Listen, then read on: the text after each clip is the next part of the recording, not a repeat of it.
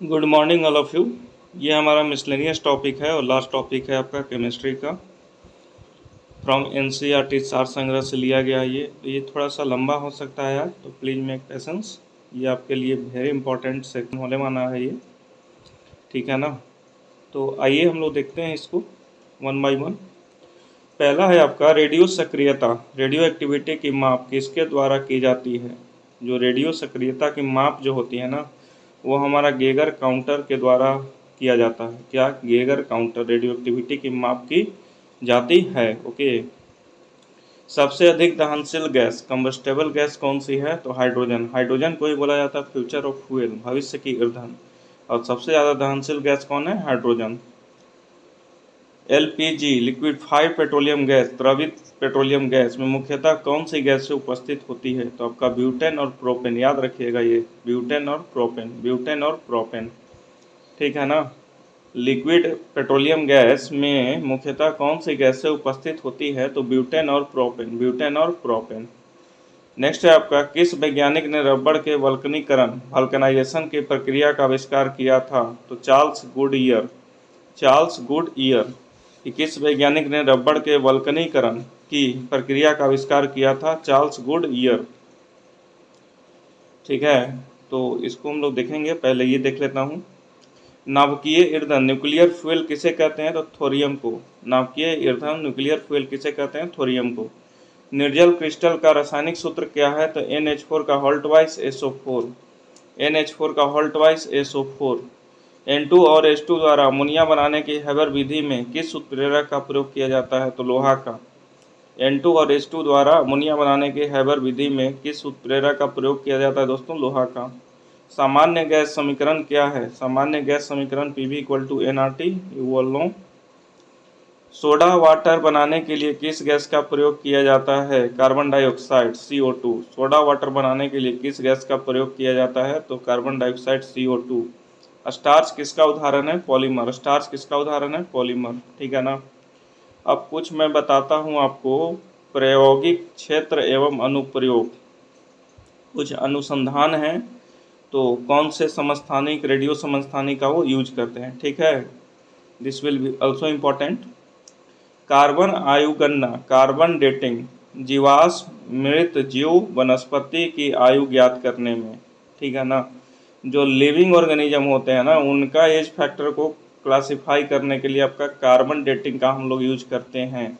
जैसे कोई जीव मर गया, कितने सालों से मरा हुआ है, या कोई पेड़ है तो कितने सालों का पुराना पेड़ है, तो किससे हम लोग पता करेंगे? कार्बन आयु गणना बोलते हैं, कार्बन डेटिंग। तो ये हो गया कार्बन C14, ठीक है। नेक्स्ट कहता है यूरेनियम लेड आयु गणना, पृथ्वी एवं प्राचीन चट्टानों की आयु ज्ञात करने में। तो ये हो गया यूरेनियम 238 और लेड हो गया आपका, ठीक है ना। तो यूरेनियम लेड आयु गणना, पृथ्वी एवं प्राचीन चट्टानों की आयु ज्ञात करने में यूरेनियम हो गया 238, लेड हो गया आपका 206। नेक्स्ट है रुबिडियम स्ट्रोंशियम आयु गणना, ये चट्टानों एवं खनिजों की आयु गणना करता है, ठीक है। चट्टान और खनिज की आयु का पता कैसे चलता है? तो रुबिडियम और स्ट्रोंशियम के द्वारा, देख सकते हैं आप। पोटेशियम आर्गन आयु गणना, ये आपका भूगर्भिक चट्टानों की आयु ज्ञात करने में, ठीक है ना। भूगर्भिक चट्टानों की आयु ज्ञात करने में इसमें आपका पोटेशियम 40 और आर्गन 40 दोनों यूज करते हैं, ठीक है।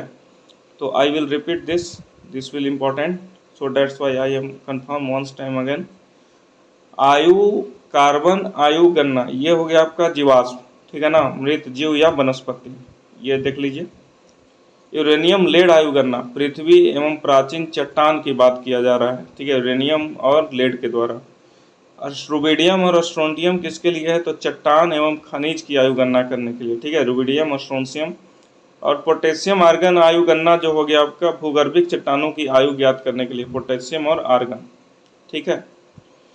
अब चिकित्सा में क्या है, क्या रोल है? तो ट्रेसर के रूप में, विभिन्न रोगों की जांच के रूप में, या विभिन्न रोगों के उपचार के रूप में, ठीक है।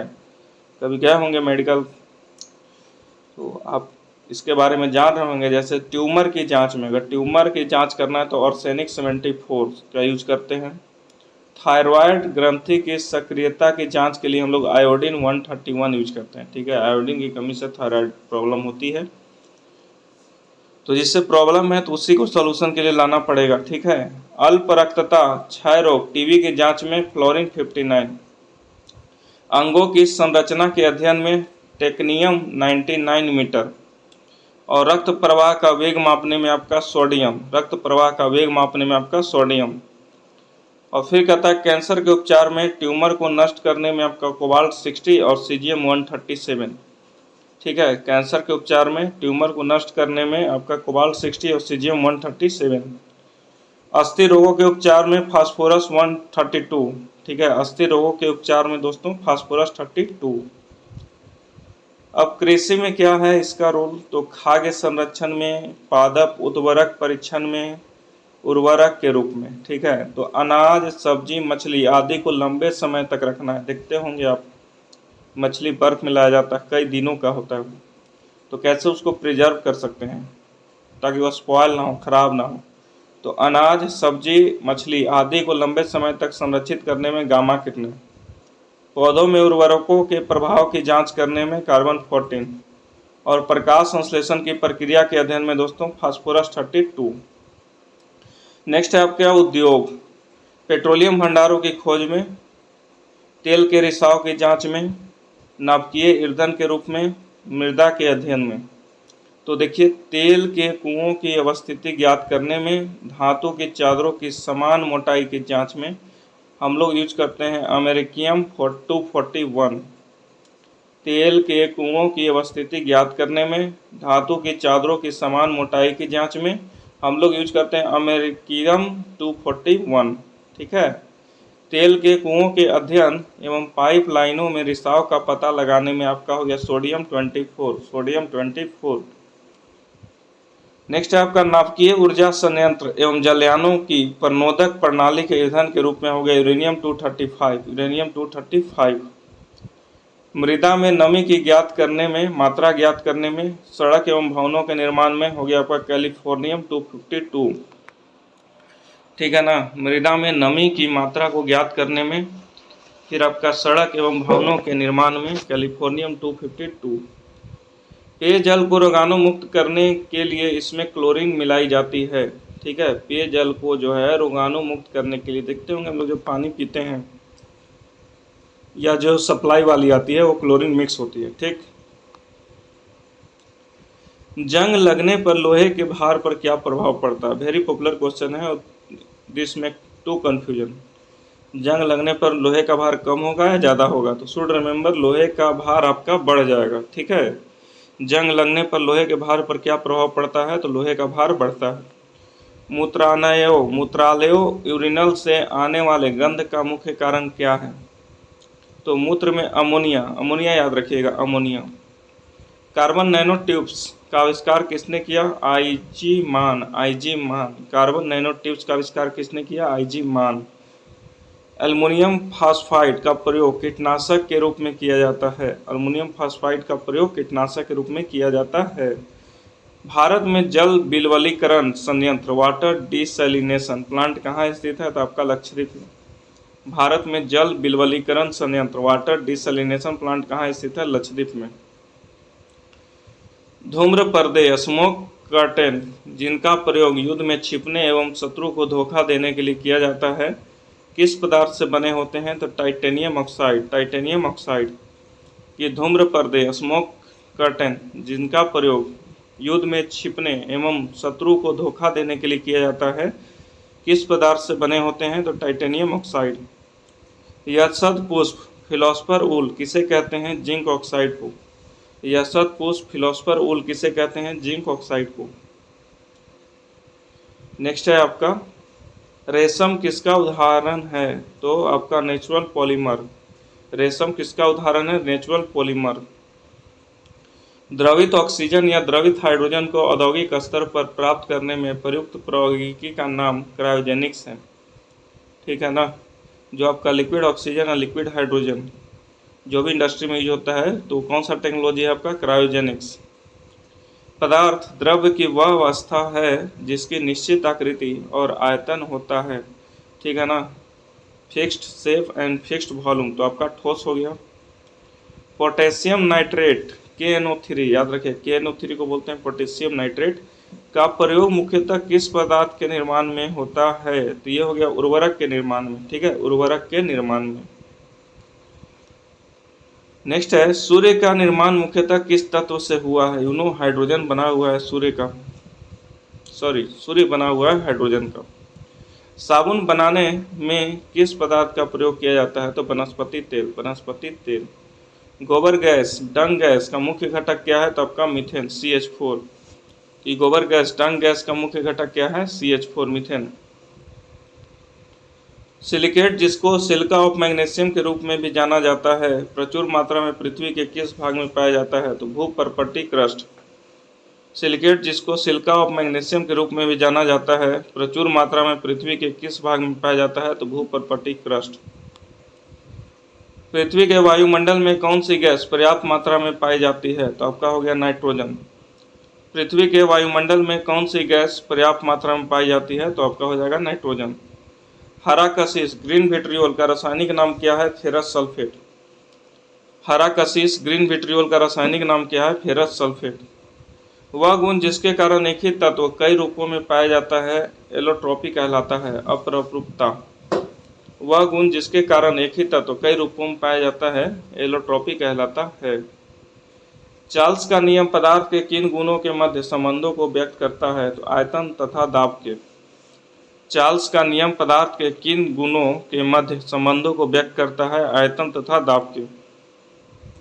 CNG का पूर्ण रूप क्या है दोस्तों? Compressed natural gas, compressed natural gas. परमाणु रिएक्टर न्यूक्लियर रिएक्टर का निर्माण सर्वप्रथम किसने किया था? एनरिको फर्मी ने। ठीक है, परमाणु रिएक्टर न्यूक्लियर रिएक्टर का निर्माण सर्वप्रथम किसने किया था? एनरिको फर्मी ने। रेडियो सक्रियता की खोज किसने की थी? हेनरी बैकुरल, वर्ष 1896 में। रेडियो सक्रियता की खोज किसने की थी दोस्तों? हेनरी बैकुरल, वर्ष 1896 में। अब कुछ आपका इम्पोर्टेंट पॉलीमर्स है, तो उसको कहाँ यूज करते हैं, कैसे करते हैं, देखते हैं। पहला है नायलॉन 6। नायलॉन 6 इसका हम लोग यूज करते हैं दोस्तों आपका रेसे प्लास्टिक टायर रस्सी बनाने में। ठीक है, नायलॉन 6 याद रखिएगा। तो रेस या प्लास्टिक या टायर रस्सी, रस्सी के बारे में लोग सुनते हैं नायलॉन का बना हुआ, लेकिन नायलॉन आपका 6 का बना हुआ है। नायलॉन 66 का भी यूज करते हैं ब्रश, संश्लेषित रेसे, पैरासूट, रस्सी तथा दरी बनाने में। बैकेलाइट गियर, सुरक्षा परत तथा विद्युत उपकरण बनाने में। नेक्स्ट है आपका मेलानाइन, मेलामाइन फॉर्मल्डिहाइड, प्लास्टिक के रेसिन और बर्तन बनाने में। मेलामाइन फॉर्मल्डिहाइड क्या है? प्लास्टिक के रेसिन और बर्तन बनाने में। पॉलीएक्रिलोनाइट्राइल संश्लेषित रेसे और संश्लेषित ऊन बनाने में। पॉलीएक्रिलोनाइट्राइल संश्लेषित रेसे तथा संश्लेषित ऊन बनाने में। स्टाइरिन ब्यूटाइरिडीन रबड़, ये आपका ऑटोमोबाइल, टायर एवं चप्पल में। स्टाइरिन ब्यूटाडाइन रबड़ ऑटोमोबाइल तथा टायर तथा चप्पल बनाने में। नाइट्राइल रबड़ आपका हो गया सील बनाने में और टैंक के अस्तर बनाने में। ठीक है, नाइट्राइल रबड़ हो गया सील बनाने में और टैंक के अस्तर बनाने में। नेक्स्ट हो गया आपका पॉलीइथाइल एक्राइलेट, फिल्म बनाने में, घर के पाइप तथा कपड़े बनाने में। पॉलीइथाइल एक्राइलेट हो गया फिल्म बनाने में, घर के पाइप तथा कपड़े बनाने में। टेरेलिन रेसे, बेल्ट, तार एवं टेंट बनाने में। ठीक है, रेसे, बेल्ट, तार तथा टेंट बनाने में। ग्लिंटल प्लास्टिक और पेंट बनाने में। ग्लिंटन का यूज करते हैं प्लास्टिक तथा पेंट बनाने में। पॉलीथीन विद्युत रोधक, पैकिंग, घरों तथा प्रयोगशाला में। पॉलीस्टाइन, पॉलीस्टाइन का यूज कहाँ करते हैं? विद्युत रोधक, पैकिंग, पदार्थ, खिलौने और घरेलू वस्तुएं बनाने में। Polyvinyl chloride raincoat, bag, vinyl, फर्श, चमड़े के कपड़े में। फिर आपका टेफ्लॉन, टेफ्लॉन का यूज करते हैं विद्युत रोधक, खाने के बर्तन के लेपन में, सड़ता नहीं है उससे। नेक्स्ट है आपका बायोडीजल के निर्माण में जेट्रोफा, सरसों, जोजोबा, अलसी आदि का प्रयोग किया जाता है। बायोडीजल के निर्माण में जेट्रोफा, सरसों, जोजोबा, अलसी आदि का प्रयोग किया जाता है। नेक्स्ट है आपका किस ईंधन का ऊष्मीय मान सर्वाधिक होता है? तो हाइड्रोजन। ठीक है, हाइड्रोजन का जो है ऊष्मीय मान सर्वाधिक होता है। सड़कों पर प्रकाश के लिए सोडियम वाष्प लैंप, सोडियम वेपर लैंप का प्रयोग इसलिए किया जाता है क्योंकि इनका प्रकाश एक वर्णीय पीली रोशनी होता है और पानी की बूंदों से गुजरने पर विभक्त नहीं होता है। ठीक है, तो इतना याद नहीं रखना, बस ये याद रखना कि जो सड़क पर जो लाइट यूज किया जाता है ना, वो सोडियम वेपर लैंप का यूज करते हैं। ठीक। फोटोग्राफी में किस रासायनिक यौगिक का प्रयोग किया जाता है? तो सिल्वर ब्रोमाइड। फोटोग्राफी में किस रासायनिक यौगिक का प्रयोग किया जाता है? तो सिल्वर ब्रोमाइड, AgBr। यूरिया में नाइट्रोजन लगभग कितना प्रतिशत होता है दोस्तों? 47%। यूरिया में नाइट्रोजन लगभग कितना प्रतिशत होता है? तो 47%। तंबाकू टोबैको में कौन सा विषाक्त पदार्थ पाया जाता है? तो आपका निकोटीन। तंबाकू टोबैको में कौन सा विषाक्त पदार्थ पाया जाता है? आपका निकोटीन। नेक्स्ट है आपका PEM, किसका संक्षिप्त रूप है? PEM का फुल फॉर्म क्या होता है? प्रोटीन एनर्जी माल न्यूट्रिशन। प्रोटीन एनर्जी माल न्यूट्रिशन। जल का क्वथनांक अधिक क्यों होता है? जल का क्वथनांक अधिक क्यों होता है? तो इसके अणु हाइड्रोजन बंध से बंधे होते हैं। क्या होता है? इन लोगों के बीच हाइड्रोजन बॉन्ड का बंधन होता है। मच्छर रोधी कॉइल में पाइरेथ्रम, पाइरेथ्रिन, एलिथ्रिन आदि रसायन प्रयोग किए जाते हैं, एक बीजीय पौधे से प्राप्त होता है। मच्छर रोधी कॉइल में पाइरेथ्रम, पाइरेथ्रिन, एलेथ्रिन आदि रसायन प्रयोग किए जाते हैं, एक बीजीय पौधे से प्राप्त होता है। नेक्स्ट है आपका अग्निशामक, फायर एक्सटिंग्विशर में कौन सी गैस प्रयोग की जाती है? तो कार्बन डाइऑक्साइड। अग्निशामक यंत्र फायर एक्सटिंग्विशर में कौन सी गैस प्रयोग की जाती है? तो कार्बन डाइऑक्साइड। रासायनिक उर्वरक के निर्माण में नाइट्रोजन, फास्फोरस व पोटेशियम का प्रमुख संगठकों के रूप में तथा सल्फर, मैग्नीशियम और कैल्शियम का द्वितीय संगठकों के रूप में प्रयोग किया जाता है। रासायनिक उर्वरक के निर्माण में नाइट्रोजन, फास्फोरस व पोटेशियम का प्रमुख संगठकों के रूप में तथा सल्फर, मैग्नीशियम, कैल्शियम का जो है द्वितीयक संगठक के रूप में प्रयोग करते हैं। तो याद रखिएगा, नाइट्रोजन, फास्फोरस और पोटेशियम प्राइमरी हो गया और सल्फर, मैग्नीशियम, कैल्शियम आपका सेकेंडरी हो गया। ठीक। चूहा विष के रूप में किस रसायन का प्रयोग किया जाता है? तो आपका जिंक फॉस्फाइड। चूहा विष के रूप में किस रसायन का प्रयोग किया जाता है? तो जिंक फॉस्फाइड। मानव द्वारा निर्मित प्रथम संश्लिष्ट रेशा, ठीक है, सिंथेटिक फाइबर कौन है? रेयान। याद रखिएगा, रेयान। मानव द्वारा निर्मित प्रथम संश्लिष्ट रेशा सिंथेटिक फाइबर कौन सा है? रेयान। सीमेंट मुख्य किसका मिश्रण है? कैल्शियम के सिलिकेटों और एल्यूमिनेटों का। सीमेंट जो है मुख्यतः किसका मिश्रण है दोस्तों? कैल्शियम के सिलिकेटों और एल्यूमिनियमेटों का। यूरिया उर्वरक के उत्पादन में कार्बन डाइऑक्साइड का प्रयोग किया जाता है। यूरिया उर्वरक के उत्पादन के लिए कार्बन डाइऑक्साइड का प्रयोग किया जाता है। अमोनियम सल्फेट क्या है? तो ये आपका मिश्रित उर्वरक है। अमोनियम सल्फेट क्या है? एक मिश्रित उर्वरक है। पसीना रोधी उत्पादों, डिओडोरेंट में सामान्यतः कौन सा रसायन उपस्थित होता है? तो अल्मुनियम यौगिक। पसीना रोधी उत्पादों, डिओडोरेंट में सामान्यतः कौन सा रसायन उपस्थित होता है? तो अल्मुनियम यौगिक। मानव अस्थियों में सर्वाधिक मात्रा में कौन सा लवण पाया जाता है? तो कैल्शियम फॉस्फेट। मानव अस्थियों में सर्वाधिक मात्रा में कौन सा लवण पाया जाता है? तो कैल्शियम फॉस्फेट। जेली के निर्माण हेतु कौन सा फल सर्वाधिक उपयुक्त है? जेली के निर्माण हेतु कौन सा फल सर्वाधिक उपयुक्त है? तो आपका अमरूद। संयुक्त राष्ट्र ने वर्ष 2011 को किस रूप में मनाए जाने का निर्णय लिया है? तो अंतर्राष्ट्रीय, ये तो हो गया current issue, this will be forgive.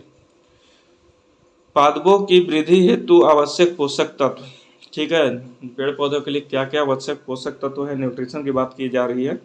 तो पहला हाइड्रोजन और calcium, oxygen, manganese, nitrogen, carbon, phosphorus, potassium, zinc, magnesium, sulphur, iron, copper, boron, molybdenum, chlorine, ये सभी हैं यूजफुल। साबुन निर्माण की विधि, साबुनीकरण, सैफोनिफिकेशन। साबुन निर्माण की विधि क्या है आपका? सैफोनिफिकेशन। वायु का कार्बनिक गैसीय प्रदूषण कौन सा है? तो आपका हाइड्रोजन सल्फाइड। वायु का कार्बनिक गैसीय प्रदूषण कौन सा है? Hydrogen sulphide.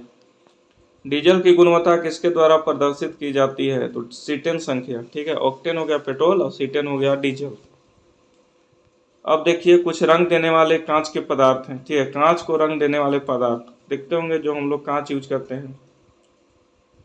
तो कोई हरा होता है, कोई ब्लू होता है, लाल होता है, तो क्या उसमें मटेरियल मिलाया जाता है, ठीक है। तो रंग देने वाले पदार्थ आपका पोटेशियम डाइक्रोमेट। पोटेशियम डाइक्रोमेट ये आपका हरा और हरा पीला रंग को देता है। अगर आप कोई भी कांच देखते होंगे जो हरा दिखने में लग रहा है, इसका मतलब है कि आपका पोटेशियम डाइक्रोमेट है उसमें, ठीक है। फिर आपका क्यूप्रस लवण।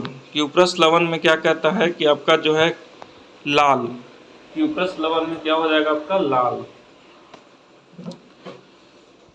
कैडमियम सल्फाइड ये हो जाएगा नींबू जैसा पीला, कैडमियम सल्फाइड हो जाएगा नींबू जैसा पीला। कार्बन में कहरुआ, कार्बन में कहरुआ। कोबाल्ट ऑक्साइड में गहरी नीला, कोबाल्ट ऑक्साइड में गहरी नीला। फिर है सोडियम क्रोमेट या फेरस ऑक्साइड आपका हरा, ठीक है। नेक्स्ट है आपका सिलोनियम ऑक्साइड नारंगी लाल, सिलोनियम ऑक्साइड नारंगी लाल। फेरिक लवण या सोडियम यूरेनेट ये हो गया प्रतिदीप्तिशील पीला, फेरिक लवण या सोडियम यूरेनेट प्रतिदीप्तिशील पीला। गोल्ड क्लोराइड या पर्पिल ऑफ कासियस रूबी जैसा लाल, गोल्ड क्लोराइड या पर्पिल ऑफ कैसियस रूबी जैसा लाल। क्यूप्रस ऑक्साइड कैडमियम सल्फाइड ये हो जाएगा चटक लाल, क्यूप्रस ऑक्साइड या कैडमियम सल्फाइड चटक लाल। क्यूप्रिक लवण हो जाएगा पिकॉक नीला, क्यूप्रिक लवण हो जाएगा आपका पिकॉक नीला। नेक्स्ट है आपका भूप्रपट्टी में सर्वाधिक मात्रा में ऑक्सीजन 46.86% और सिलिकॉन है आपका 27.72% की उपस्थिति है, ठीक है। ऑक्सीजन कितना है 46.86 और सिलिकॉन है आपका 27.72, ठीक है। अब हम लोग देखते हैं प्रमुख थर्मोप्लास्टिक और उसका उपयोग, ठीक है। पॉलीथीन, पॉलीथिलीन का पाइप में यूज करते हैं, कुर्सी मेज में यूज करते हैं और आपका थैला बोतल खिलौना आदि में पॉलीथिलीन का हम लोग यूज करते हैं। पॉलीविनाइल क्लोराइड इसका यूज कहाँ होता है, पीवीसी। जल आपूर्ति के पाइप में देखते होंगे जो हम लोग वाटर ड्रेन के लिए पाइप यूज करते हैं पीवीसी यूज करते हैं। बैग खिलौने रक्त बन रखने वाले बैग आदि के निर्माण में। पॉलीस्टराइरिन या स्टाइरिन ये होता है खाना रखने वाले कंटेनर, खाने की प्लेटों, सीडी केस या रेडियो एवं टीवी कैबिनेट आदि के निर्माण में। फिर आता है ल्यूसाइट एक्रेलिक ग्लास या एक्रेलाइट ये होता है कांच के स्थान पर प्रयोग और कॉन्टैक्ट लेंस के निर्माण में, ठीक है। टेफ्लॉन नॉन स्टिक बर्तनों में, गैस्केट के निर्माण में, ठीक।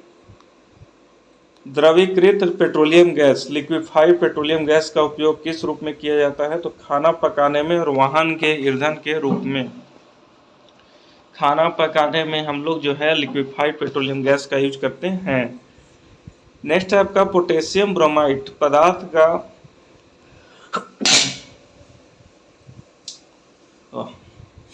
ब्रोमाइड पदार्थ का शांतिकारक औषधि के रूप में प्रयोग किया जाता है।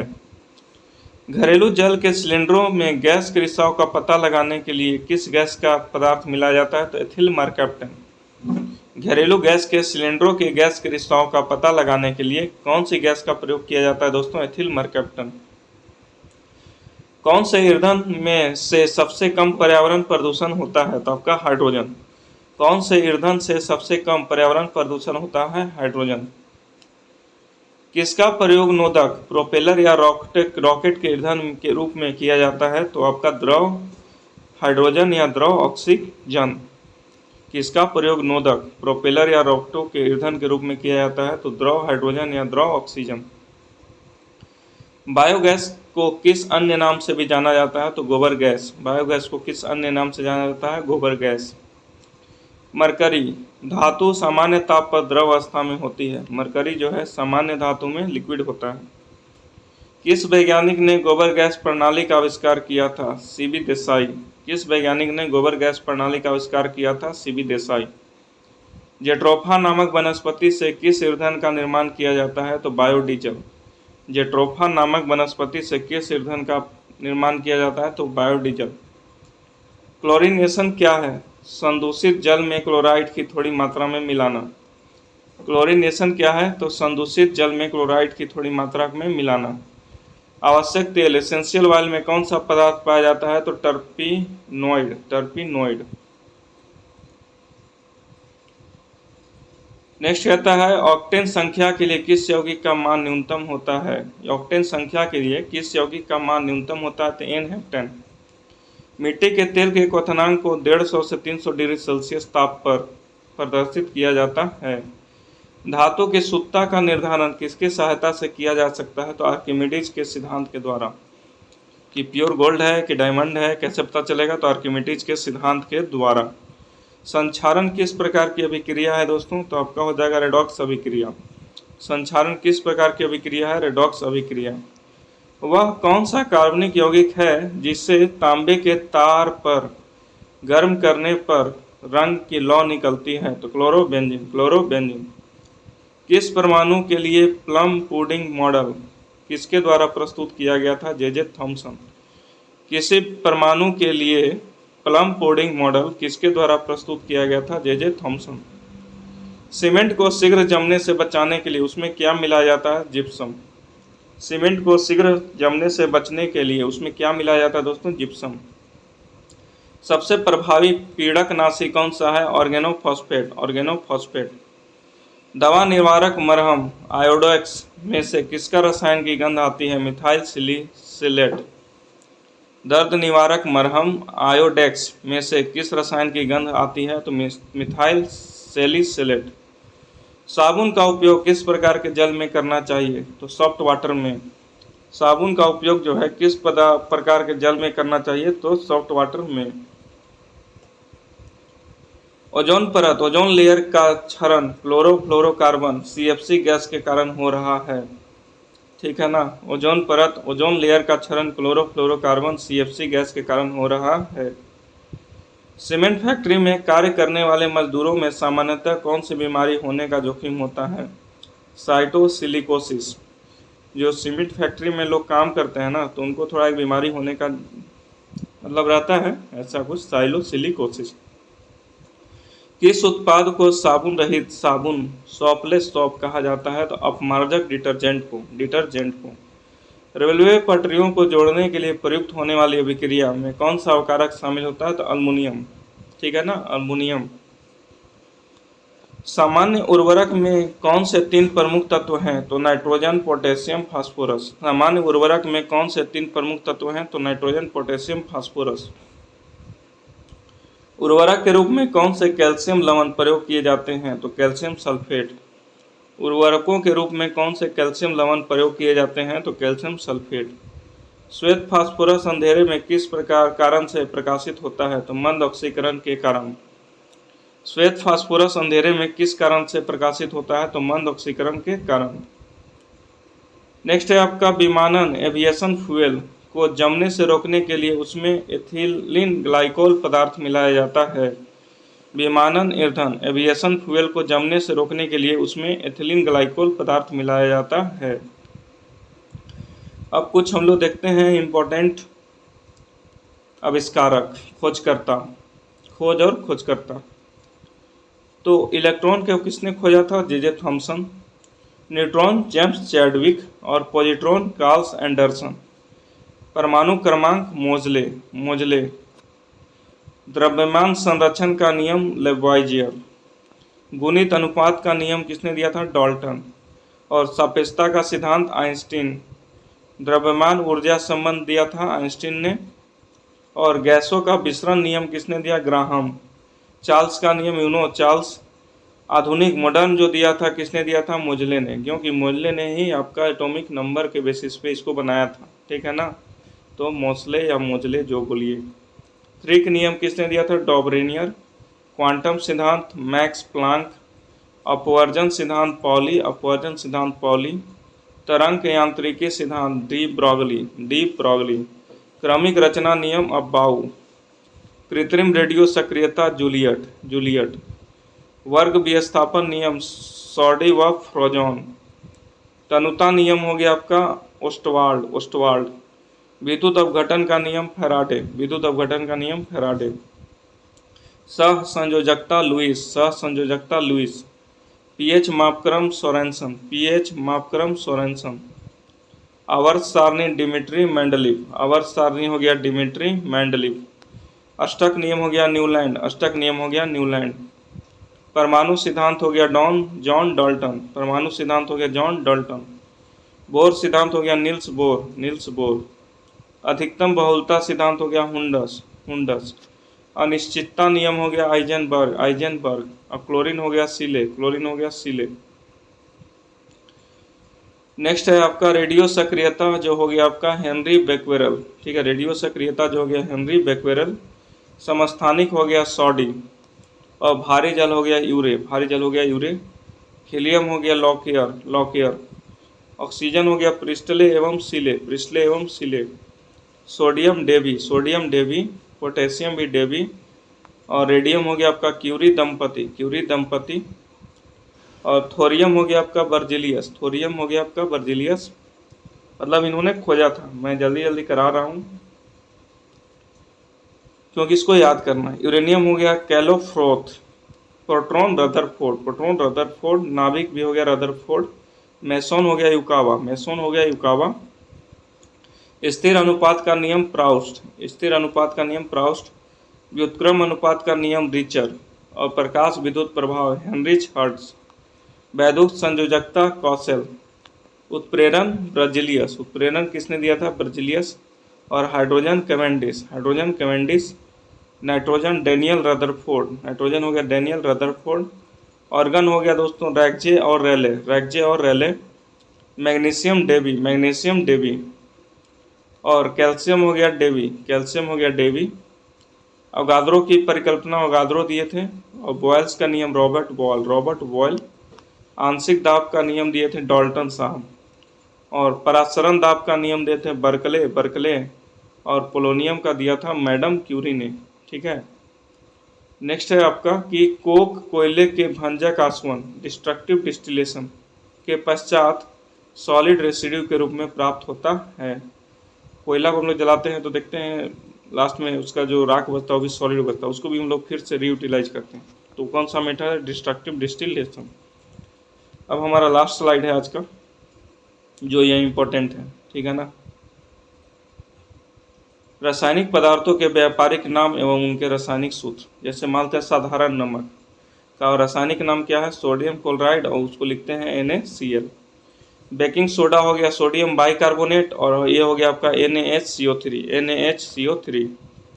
धावन सोडा हो गया सोडियम कार्बोनेट, और ये हो गया Na2CO3.10H2O। ठीक है, धावन सोडा हो गया Na2CO3.10H2O। कास्टिक सोडा हो गया सोडियम हाइड्रोक्साइड और आपका NaOH। कास्टिक सोडा हो गया सोडियम हाइड्रोक्साइड और आपका NaOH। सुहागा हो गया आपका बोरेक्स Na2B4O7.10H2O। ठीक है, सुहागा हो गया बोरेक्स Na2B4O7.10H2O। फिटकरी हो गया पोटेशियम अल्मोनियम सल्फेट K2SO4.Al2SO4 का होल थ्राइस .24H2O। K2SO4.Al2SO4 का होल थ्राइस .24H2O। सोरा हो गया पोटेशियम नाइट्रेट, आपका हो गया KNO3। ठीक है, सोरा हो गया पोटेशियम नाइट्रेट KNO3। विरंजक चूर्ण ब्लीचिंग पाउडर हो गया आपका CaOCl। चूने का पाउडर कैल्शियम हाइड्रोक्साइड CaOH का होल ट्वाइस। चूने का पानी हो गया कैल्शियम हाइड्रोक्साइड CaOH का होल ट्वाइस। जिप्सम हो गया calcium sulphate dihydrate CaSO4.2H2O। Plaster of Paris calcium sulphate hemihydrate, ये हो गया CaSO4.12H2O। प्लास्टर ऑफ पेरिस क्या हो गया? Calcium sulphate hemihydrate CaSO4.12H2O। चौक हो गया आपका कैल्शियम कार्बोनेट CaCO3। बिना बुझा हुआ चना कैल्शियम ऑक्साइड CaO। बिना भिजा हुआ चना कैल्शियम ऑक्साइड CaO।